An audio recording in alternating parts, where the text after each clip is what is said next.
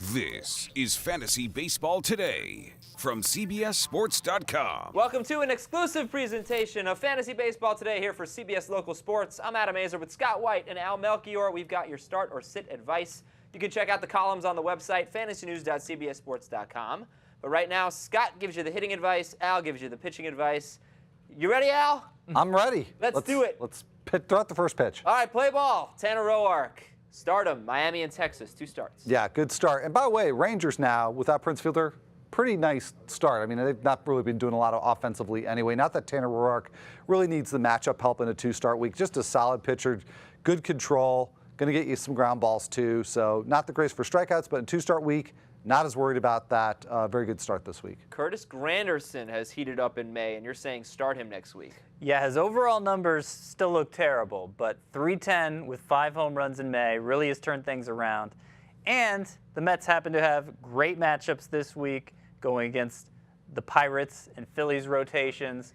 Also face only one left-hander on the week, so that helps Granderson. 4 games at Philadelphia, that helps any power hitter. Just shaping up to be a good week for a hot hitter. Al likes Tyler Skaggs this week. Al likes, tall people. He's the tallest one here.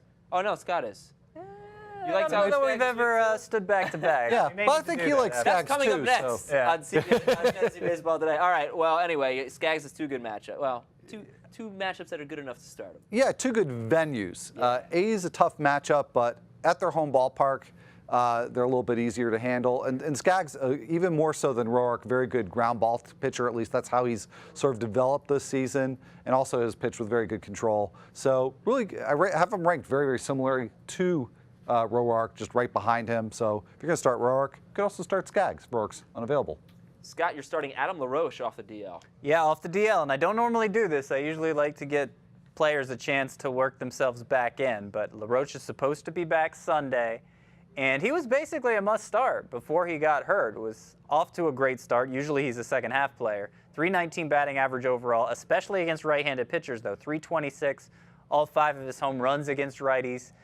The Nationals have pretty good matchups this week, and best of all, 6 right-handed pitchers. That's all they face. So I think LaRoche is going to be able to pick up where he left off and deserves to be active in all leagues. And now the sits. Phil Hughes goes back to the house that Hughes built, Yankee Stadium, for one of his 2 starts, and we're sitting there Tried to tear down the house. Yeah, it's Hughes' house of horrors. Yeah. That's what Yankee Stadium is. So looks like a nice week right up through that Texas start. Again, I like that matchup, but boy, then he returns to Yankee Stadium, and I don't really want to see how that turns out. He has been a better pitcher this year, but he's still a very much a fly ball pitcher. Do not trust him in that stadium or against that lineup. You think he'll get booed? And I think there's a very good chance of that. And that's just mean.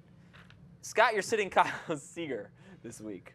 Yeah, he's kind of cooled off. He had a good stretch there towards the middle portion. Everybody thought, oh, he's back to being a must-start. But 179 in his last 8 games. And listen to some of the pitchers the Mariners have to face here. Tyler Skaggs, Jared Weaver, C.J. Wilson, Justin Verlander, Drew Smyly, Max Scherzer.